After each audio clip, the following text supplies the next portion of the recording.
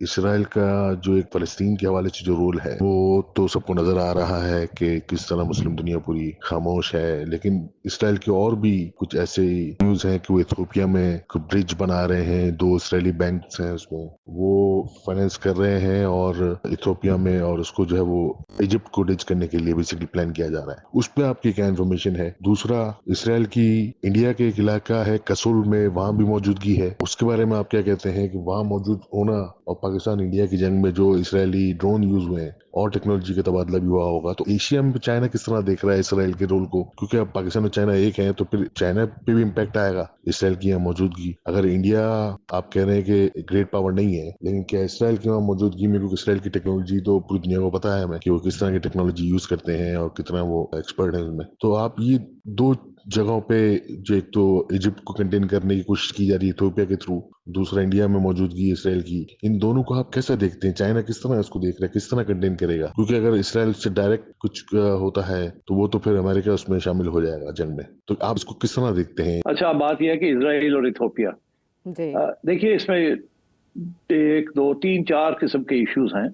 Israel का एक तो हिस्टोरिकल रिलेशनशिप है इथियोपिया के साथ। इथियोपिया के अंदर यहूदी है, दो दो किस्म के यहूदी हैं। एक यहूदी क्लैन है जिन्हें कहा जाता है बेटा इसराइल, और दूसरा है फलाश मूरा। ये दो कम्युनिटीज हैं हमारे ज्यूज की हिस्टोरिकली। वहाँ कहत थी और डिस्क्रिमिनेशन थी, तो इसलिए एक 1984 में और एक 1991 में इसराइल ने एयरलिफ्ट किए थे ज्यूज को, वहां से उठा के इसराइल ले गए थे। अच्छा, इसराइल की ये कॉन्स्टिट्यूशन है कि जहां भी यहूदी हो, जिस मुल्क में भी हो, जहां भी हो, वो इसराइल का सिटीजन है, उसको ऑटोमेटिक सिटीजनशिप है। तो एक तो ये ह्यूमैनिटेरियन बेसिस के ऊपर इसराइल का एक इंटरेस्ट रहा है इथियोपिया के अंदर। अच्छा, इसी के साथ साथ भी वो डेवलपमेंट जो वहाँ हो रही है, जो वो करते हैं, तो उसका भी यही ताल्लुक है। तो इसमें जियो पॉलिटिक्स भी इन्वॉल्व हो जाती है और ह्यूमैनिटेरियन एड भी हो जाता है। अच्छा, मगर इससे अलावा इंटरेस्टिंग बात यह है कि सिक्योरिटी और मिलिट्री का भी एक इसमें इशू है। ये हॉर्न ऑफ अफ्रीका जो है, ये बहुत ही इंपॉर्टेंट एरिया है, और वहाँ इसराइल अपना चाहता है कि उसका वहाँ कदम वहाँ जमा के वहाँ बैठे। इसलिए रीजनल स्टेबिलिटी की वजह से भी इसराइल का वहाँ एक सिक्योरिटी एंगल भी है। और फिर फाइनली वहाँ इथियोपिया की जो सारी इसराइली जो टेक्नोलॉजी है और ड्रोन्स और ये वो सब वहाँ बेच रहा है और ट्रांसफर कर रहा है। और वो ऑब्वियसली मार्केट भी है उसके हथियारों की, जिसका लिंक अब बन जाता है। यहाँ से हट के हम चलते हैं टू इंडिया। इंडिया को भी बहुत मैसिव एड है इसराइल की ऑफ मिलिट्री टेक्नोलॉजी।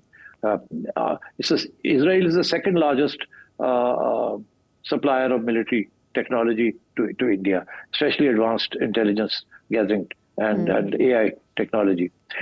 तो वो ये जो जगह है ना कश्मीर के अंदर, जहाँ वो इजरायली टूरिस्ट्स आके बैठे हुए हैं, ये basically they are not tourists, ये इजराइल की कंटिजेंट है। They are there for to help India's defence forces. वहाँ उन्होंने बहुत बड़ा इंटेलिजेंस नेटवर्क सब बनाया हुआ है, टू लिस्निंग पोस्ट बनाई हुई है, and also used against China. तो इसलिए this is India Israel cooperation, and बहुत सीरियस किस्म की कोऑपरेशन है। बाकी अब चाइना इसको कैसे देखेगा, चाइना को पता है, पाकिस्तान को भी पता है, और ये है मगर what can they do about it? They can't do anything about it. तो इसलिए एक किस्म का उन्होंने अनऑफिशियल बेस दे दिया है कश्मीर में इजराइलीज को। डोनाल्ड ट्रंप जिन्होंने एससीओ के ऊपर जो भी कमेंट्स किए, अब उन्होंने ये एतराफ़ किया है अपने एक ट्वीट में कि इंडिया रूस और चाइना के कैंप में जा चुका है। ट्रूथ सोशल पर उन्होंने ये ट्वीट किया है, और इन अ वे आपके ख्याल में क्या वो ये एतराफ़ कर रहे हैं कि इंडिया उनके हाथ से निकल चुका है? नहीं, डोनाल्ड ट्रंप बहुत सी बातें करते हैं, और कभी कभी उनकी अंग्रेजी और जो हवाला दे रहे होते हैं वो समझ नहीं आती अगर आप उसको थोड़ा गौर से ना देखें। अब उसमें जो ट्वीट की है, उन्होंने कहा कि वी हैव पुश्ड इंडिया, ऐसे ही है ना, कोई वी का इस्तेमाल किया गया। इसका ये मतलब नहीं है कि वो तस्लीम कर रहे हैं कि मैंने पुश कर दिया। उसका ये मतलब है कि जिस किस्म की डेवलपमेंट्स हुई हैं उसकी वजह से इंडिया जो है अब चाइना के तरफ बढ़ रहा है। मगर मेरा ख्याल है ये बिल्कुल गलत है, ऐसे नहीं होगा। मेरा अपना तजिया ये है कि इंडिया बिल्कुल चाइना के कैंप में नहीं जाएगा। इंडिया अपने रशिया के साथ तल्लुकात रखेगा, मगर इंडिया और चाइना के जो प्रॉब्लम्स हैं बड़े गहरे हैं, और सबसे बड़ा उसके अंदर इश्यू पाकिस्तान है। इसलिए मैं नहीं समझता कि ये डोनाल्ड ट्रंप के वो जनाब चाइना के डार्क एरियाज के अंदर इंडिया जा रहा है, ऐसी बात नहीं है। मेरा ये याद रखिएगा, मेरा क्लिप रखिएगा कि ये सूनर और लेटर इंडिया वापस डोनाल्ड ट्रंप और अमेरिका के कैंप में वापस एक पांव रखेगा और अपने जो मसाइल हैं अमेरिका के साथ उनको हल करेगा। स्पेशली ये जो टैरिफ्स वाली बात है, ये छोटा सा एक हिकअप हुआ है। हिकअप मतलब है कि क्या कहते हैं, हिचकी आई है, तात तो लाया है। हिचकी आई है। डोनाल्ड ट्रंप ने कोई बेवकूफ सी बातें की हैं जिसकी वजह से नरेंद्र मोदी ने अपनी इज्जत बचाने के लिए ये काम किया है, मगर इसका ये मतलब नहीं है कि वो इस कैंप के अंदर जा रहा है। अगर उस कैंप में जाना होता फिर वो जो परेड थी जो अमेरिका के लिए दिखाई गई थी उसमें भी जाके शिरकत करता, मगर उन्होंने एक कदम लिया है, दूसरा कदम नहीं लिया और उसके बाद वो उठ के जापान जा रहे हैं जहां अमेरिका का अड्डा है। तो मतलब है कि इंडियंस इतने भी बेवकूफ नहीं है कि एक छोटी सी बात के ऊपर वो कूद जाएं किसी और कैंप में जहां उनको कुछ नहीं मिलना उस कैंप के अंदर। वो तो चाहेंगे कि ये अमेरिका से दूर हो, मगर उस कैंप के अंदर वो ना चाइना इनको कुछ दे सकता है ना रूस दे सकता है, ओवर एंड अबव जो ऑलरेडी मिल रहा है। और छोटे मोटे तो कंसेशन चाइना ने ऑलरेडी दे ही दिए, मगर उनके जो बॉर्डर इश्यूज है ना, तिब्बत का इश्यू है और हिमाचल प्रदेश का जो इश्यू है वो बहुत सीरियस है। वहां इतनी जल्दी सेटलमेंट नहीं होने वाली। और वो जो मेन प्रॉब्लम जो है वो तो पाकिस्तान है। एक चाइना तो पाकिस्तान का जो रिलेशनशिप है उसके अंदर कोई दरार नहीं डाल सकता। और एससीओ में अंदर आपने देखा कि जहां इंडिया ने पहलगाम की बात की है, इन्होंने दूसरी बात कर दी था, बलूचिस्तान के अंदर जो दहशतगर्दी हो रही है। और सबसे इंपॉर्टेंट बात यह है कि बलूचिस्तान के अंदर जो दहशतगर्दी हो रही है और जो टीटीपी वाले कर रहे हैं और बीएलए कर रहे हैं वो चाइना को टारगेट कर रहे हैं। तो और चाइना को पता है कि इनको फंडिंग जो है वो इंडिया की तरफ से आ रही है। तो इसलिए ये छोटा सा इश्यू है, ये आगे जाके सॉर्ट आउट हो जाएगा। इंडिया जो है वो इस एससीओ के कैंप के अंदर अमेरिका के खिलाफ नहीं खड़ा होगा। यानी आपके नज़र में अमेरिका से इंडिया को अभी मुक्ति मुकम्मल नहीं मिली, लेकिन साथ ही चाइना को डीपेस्ट डार्केस्ट कह जाना चाइना के लिए वो यार जी वो कहता रहता है डीपेस्ट डार्केस्ट चाइना।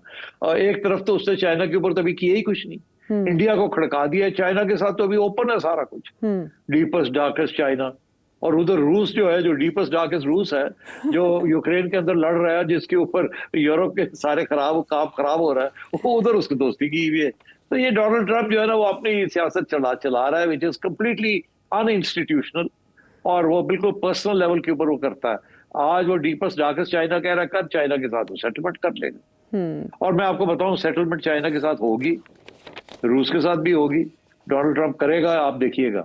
ये यूरोपियंस जो है ना, इनको समझ नहीं आ रही है कि वो कहाँ जाएंगे। जी, too much confusion, but at the same time वो डिफेंस डिपार्टमेंट का नाम चेंज करने का इरादा रखते हैं, उसे डिपार्टमेंट ऑफ वॉर बना रहे हैं। इससे क्या होगा सेठी साहब? अब आप देखिए, एक तरफ वो कहता है कि मेक अमेरिका ग्रेट अगेन, हम किसी जंग का हिस्सा नहीं बनेंगे, हम जंगें जो हो रही हैं उनको मैं खत्म करने जा रहा हूँ, मुझे नोबेल प्राइज दे, मैं सारी जंगें खत्म करने जा रहा हूँ। दूसरी तरफ डिपार्टमेंट ऑफ डिफेंस को वो कहता है कि मैं उसको डिपार्टमेंट ऑफ वॉर तो ये डोनाल्ड ट्रंप है आपके लिए।